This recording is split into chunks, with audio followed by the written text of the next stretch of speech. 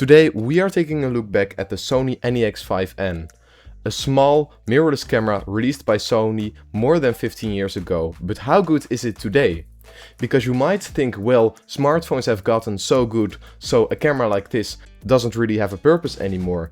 However, you can actually get some really nice photos still out of a camera like this. And when we take a look at the build quality, well, the kit lens feels great on this thing, but when you take a look at the body itself, it doesn't feel that great. So it's mostly made out of plastic, but because of that, it is very light. And what I also like here is the on-off switch. It is kind of like a dial, and it also has a nice silver button on the top to take a photo. You can half press it and then fully press it to take a picture.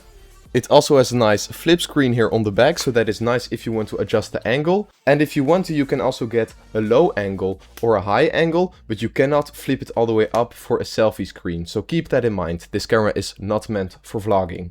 It is using a 16.1 megapixel sensor, and it is the same sensor that is also used in the newer NEX-5R. And the biggest differences between the NEX-5N and the NEX-5R is that the 5R has a flip-up screen and it has the better face detection autofocus. So this one should have a little bit faster focus. It isn't great with the autofocus, but it's a little bit better compared to the NEX-5N. But that doesn't mean that the photos out of the NEX-5N are bad. So this camera has a large APS-C sized sensor, which means it can still capture some really nice results. You can see that it has a lot of detail in the images, and you can actually still zoom in a bit and still get a very nice image. So even for smaller posters, you can actually take some great photos with this camera. Obviously 16 megapixels isn't a whole lot, so don't expect to zoom in very far, but because of the larger sensor, the images can still look nice. But it is of course older technology, so the kit lens might not be the best in terms of sharpness, but that's the nice thing, is you can switch out the lens for different options. But even with the kit lens you can still get some very nice results. Just keep in mind that because of the older technology, sometimes you might need to wait a second for it to focus, so the autofocus isn't great, and the low light performance is also not good of this camera. So if you want to get decent pictures in lower lit scenarios, then you need to get a much faster lens, for example f1.8 or f1.4. So here's a quick video test using the Sony NEX-5N, and I can't see myself because there is no flip screen.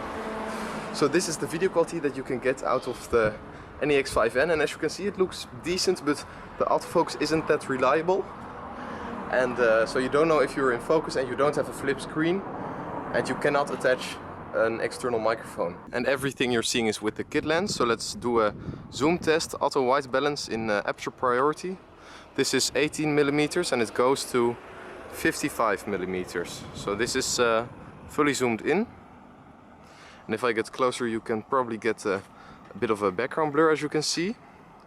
I'm actually surprised how good the focus is, because like sometimes it just doesn't focus at all, but for some reason now it is a lot better. And obviously the lens does have some stabilization, but the camera itself doesn't.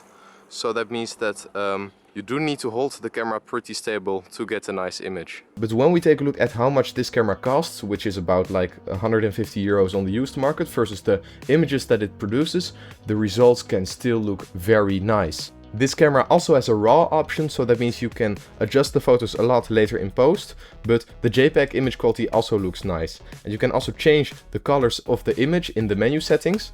So the menu system is older, but I don't mind it, I actually kind of like it. And because of the larger sensor, you are able to get that nice blurry background effect. If you are someone who does video, I wouldn't really recommend this camera. It can shoot video and it is a nice bonus option that it has it, but the video quality isn't very sharp. It's using the old AVC HD codecs, so the compression isn't great, and I think it does some line skipping, so it won't be a very sharp image, but because you have a large sensor, you will be able to get a bit more of a cinematic look with the background blur. So if you really know what you're doing and you're not adjusting the image too much, you can still get some cinematic videos out of it. That can be great, for example social media like YouTube or something. But this is obviously not an extremely professional video camera. It lacks options like a headphone jack, a microphone jack, but if you just sometimes want to shoot some videos, then you can get some nice results. And the internal stereo microphones actually sounds pretty decent. For the battery life, it's using the MPFW50 batteries batteries. The battery life is okay, but that just depends on where you buy it used from. Luckily you can still get new NP-FW50 batteries. So should you get the Sony NEX-5N today? Well, actually I think it is still a great camera. It doesn't have that typical smartphone look to it with that HDR processing. And if you're someone who wants that manual control or wants to get into photography, then this can still be a great budget option.